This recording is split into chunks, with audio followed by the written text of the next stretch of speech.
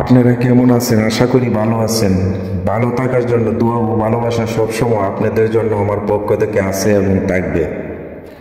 অসংখ্য ক্যাবিনেটের ডিজাইন নিয়ে আজকে আপনাদের সাথে কিছু আলোচনা করব। ক্যাবিনেট সম্পর্কে কিছু ধারণা দেব। যদি ক্যাবিনেট আপনারা বানাতে চান, কি কাঠ দিয়ে বানালে ভালো হবে এই সম্পর্কে কিছু আলোচনা করব আপনাদের সাথে। এই ভিডিওতে অসংখ্য মডেলের ক্যাবিনেট পেয়ে যাবেন। পুরো ভিডিওটা কন্টিনিউ করে দেখবেন। আর যদি ভালো লাগে শুধু একটা লাইক করে দেবেন, আর ভিডিওটা শেয়ার করে অন্যজন দেখার সুযোগ করে দেবেন। চিটাগাং সেগুন কাঠ দিয়ে আপনারা ক্যাবিনেট বানিয়ে নেবেন। চিটাগাং সেগুন কাঠ কখনো গুনে ধরে না। 20-40 বছরের টিকসই আছে চিটাগাং সেগুন কাঠের মধ্যে। আপনার বাজেট যদি অনেক বেশি হয়ে থাকে তাহলে বার্মাডেক সেগুন কাঠ দিয়ে ওয়াল ক্যাবিনেট বানাতে পারেন। অসংখ্য ডিজাইন পেয়ে যাবেন আমার এই চ্যানেলে। যদি আপনাদের এই ক্যাবিনেটের ডিজাইনগুলি পছন্দ না হয়, আরও ডিজাইন আছে এই চ্যানেলের মধ্যে, গিয়ে ঘুরে আসবেন আর ভিডিওগুলি দেখে তারপরে আপনারা যদি পছন্দ স্ক্রিনশট দিয়ে মিস্ত্রির দ্বারা বানিয়ে নিতে পারবেন। আমি একজন মিস্ত্রি, আমার কাছ থেকে কাঠ সম্পর্কে যে কোনো বিষয় আপনারা জানতে পারবেন কমেন্টের মধ্যে। অনেকের বাজেট একদম কম, সীমিত। যাদের বাজেট একদম সীমিত তাদেরকে আমি বলবো আকাশমণি কাঠ দিয়ে আপনারা ফার্নিচার বানাতে পারেন। ক্যাবিনেট নয়, যে কোনো ফার্নিচার আপনারা আকাশমণি কাঠ দিয়ে কম বাজেটের মধ্যে বানিয়ে নিতে পারবেন।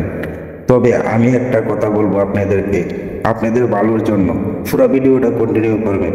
আকাশমণি কাঠের মধ্যে যদি ফল থাকে, গুণে ধরার সম্ভাবনাই অনেক বেশি।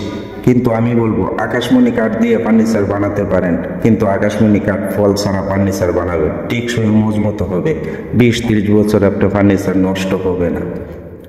বিভিন্ন ধরনের ফার্নিচার সম্পর্কে আমার কাছ থেকে জানতে পারবেন শুধু কমেন্টের মধ্যে। একটি কমেন্ট করবেন আপনাদের কোনো কিছু জানার যদি ইচ্ছুক মনে করেন, আমি কমেন্টের মধ্যে আপনাদেরকে উত্তর দিয়ে দেব। কিন্তু আমার সাথে থাকবেন। আমি নিজে মিস্ত্রি, আমি নিজের হাতে তৈরি করি ফার্নিচার। আমি চেষ্টা করি নিত্য নতুন মডেল নিয়ে কাজ করার জন্য, নিত্য নতুন মডেল আপনাদেরকে দেখাবার জন্য, ভিডিওর মধ্যে তুলে ধরার জন্য। তাই আমি আপনাদেরকে বারবার বলি ভিডিওর সাথে থাকবেন, আমার সাথে থাকবেন। নিত্য নতুন মডেল আমার এই চ্যানেলে অনেকগুলি পেয়ে যাবেন, দেখে আসবেন। আশা করি আপনাদেরকে বুঝাতে পারলাম কোন কাঠ দিয়ে ফার্নিচার বানালে ভালো হবে। যদি আপনাদের কাছে একটু ভালো লেগে থাকে আজকে ভিডিওটি, একটি লাইক করে দেবেন, ভিডিওটা শেয়ার করে অন্যজনদের দেখার সুযোগ করে দেবেন। হয়তো আপনি একটা শেয়ারের কারণে আপনার ফ্যান ফলোয়ারের কাছে এই ভিডিওটা পৌঁছে যেতে পারে। তারা দেখে তাদের চয়েস মতো এই ক্যাবিনেটটি বানিয়ে নিতে পারে। এইটাই আপনি উপহার করার একমাত্র একটি কারণ। ভিডিওটা বেশি পরিমাণ শেয়ার করে দেবেন। ফার্নিচার দোকানে ক্যাটালগ মডেল দেখে কটা ক্যাটালগের ডিজাইন পাবেন, আর এই ভিডিওতে অসংখ্য ডিজাইন পেয়ে যাবে ক্যাবিনেটের। তার চয়েস মতো এই ক্যাবিনেটগুলি বানিয়ে নিতে পারবে।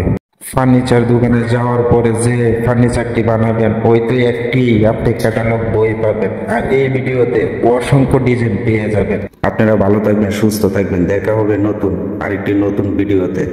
ধন্যবাদ।